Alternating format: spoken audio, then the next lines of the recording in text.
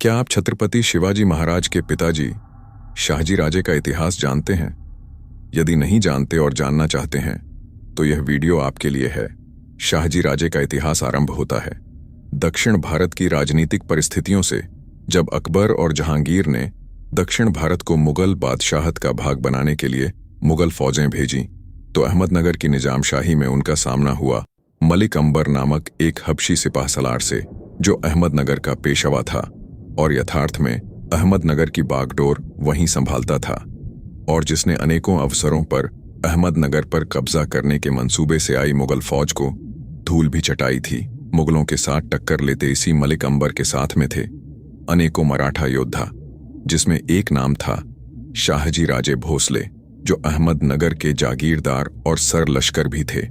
जिन्होंने मलिक अंबर के साथ मिलकर मुगल व बीजापुर की फौज को नाकों चने चबवा दिए थे।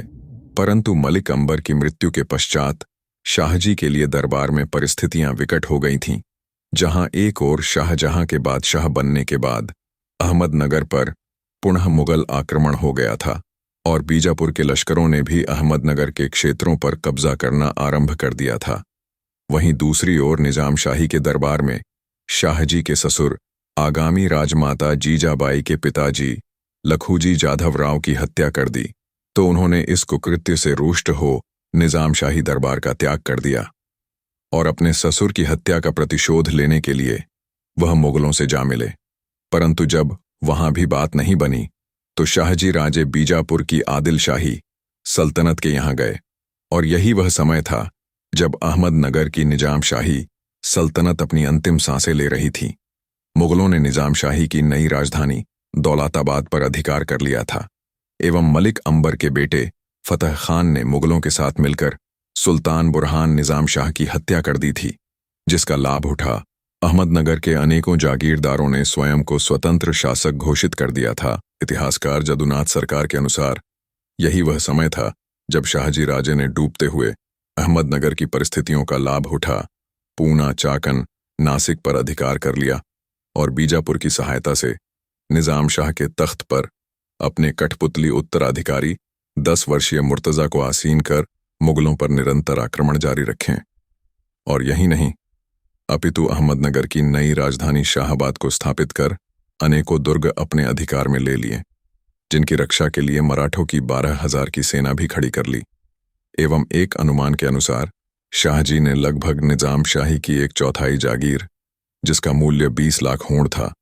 अपने अधीन कर ली थी, और पूना और इंद्रपुर को छोड़कर शाहजी के अधीन जो भूभाग था उसका वार्षिक राजस्व 75 लाख रुपए था। परंतु कुछ वर्षों के पश्चात जब शाहजहां स्वयं अपनी विशाल मुगल फौज के साथ दक्कन आया, तो बीजापुर पर पुनः दबाव बनने लगा कि वह मुगलों से पूर्व में हुई समझौतों का स्मरण करें और शाहजी के द्वारा अहमदनगर को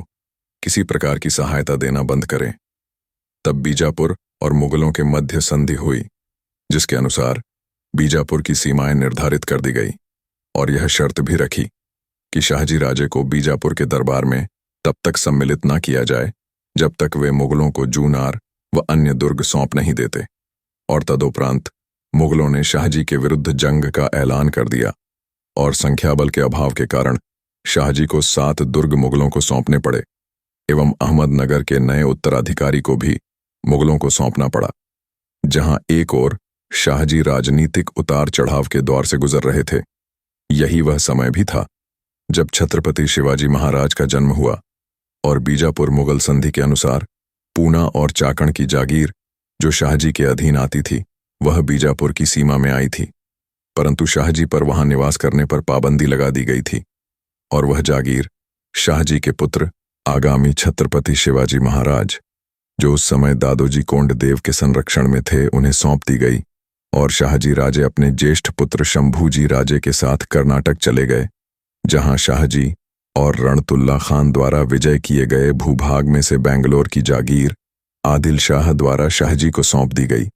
जहां पर छत्रपति शिवाजी महाराज के 2 विवाह हुए। प्रथम आगामी महारानी साईबाई से, दूसरा आगामी रानी सोयराबाई से। जहां एक ओर शिवाजी महाराज के विवाह सुनिश्चित किए गए, वहीं दूसरी ओर शिवाजी अब दादोजी कोंडदेव के संरक्षण में राजधर्म में शिक्षित भी हो रहे थे।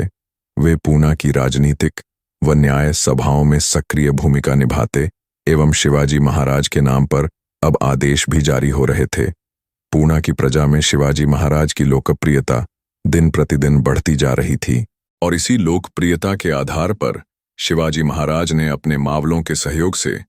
तोरण व कोंढाणा के दुर्ग पर अधिकार कर लिया, जहां एक ओर शिवाजी की मराठों के मध्य स्वीकृति में बढ़ोतरी हुई थी और शिवाजी महाराज की बीजापुर किलों पर आधिपत्य की सूचनाएं आदिल शाही दरबार में पहुंच रही थीं। वहीं दूसरी ओर बीजापुर और गोलकुंडा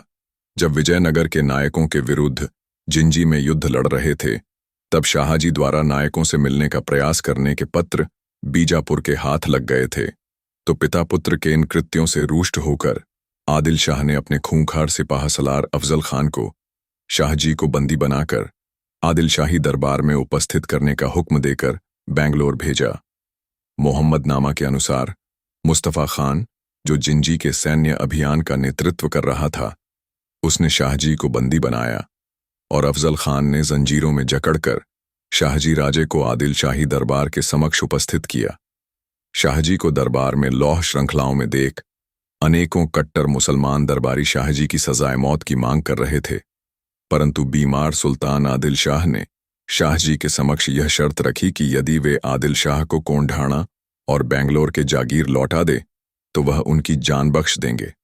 जिसके पश्चात शाहजी ने शिवाजी महाराज और शंभूजी राजे को पत्र लिख कोंढाणा और बेंगलोर की जागीर लौटाने का आदेश दिया, जिसका पालन हुआ और सुल्तान ने शाहजी को अहमद खान की निगरानी में रखा। जदुनाथ सरकार के अनुसार जब शिवाजी महाराज को अपने पिताजी के बंदी बनाए जाने की सूचना मिली तो उन्होंने कूटनीतिक साधनों का उपयोग करते हुए मुगल शहजादे मुराद को पत्र भी लिखा था, जिसमें अपने पिताजी शाहजी द्वारा पूर्व में मुगलों को पहुंचाई गई क्षति के लिए क्षमा मांगते हुए शाहजी और स्वयं के लिए संरक्षण भी मांगा था। और मुराद ने शिवाजी महाराज को लिखे पत्र में मुगल दरबार में उन्हें 5000 मनसबदारी देने का उल्लेख भी किया था। यही नहीं, शहजादे मुराद ने शाहजी राजे को पत्र लिखकर सूचित भी किया कि उसे शिवाजी महाराज का पत्र मिल चुका है और जल्द ही वे उन्हें मुगल दरबार में बुला लेंगे। परंतु मुराद के प्रस्तावों को शाहजहां से स्वीकृति नहीं मिली और 6 महीने तक शाहजी को जिंजी में कैद रहना पड़ा।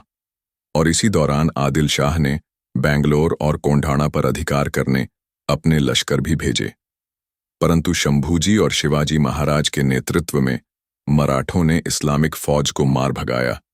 और तब आदिल शाह ने जीवनदान की शर्तों के द्वारा बेंगलोर और कोंढाणा अपने अधीन कर ली। परंतु शिवाजी महाराज के नेतृत्व में उदय होते हिंदवी स्वराज्य को न रोक पाए और जिस आदिल शाह दरबार के सिपाह सलार अफजल खान ने शाहजी राजे को जंजीरों में जकड़ा था और दरबार में शिवाजी महाराज को बंदी बनाकर बीजापुर में उपस्थित करने का बीड़ा उठाया था, उस दैत्य अफजल खान का भी छत्रपति शिवाजी महाराज द्वारा वध कर दिया गया, जिसकी गूंज दिल्ली दरबार तक पहुंची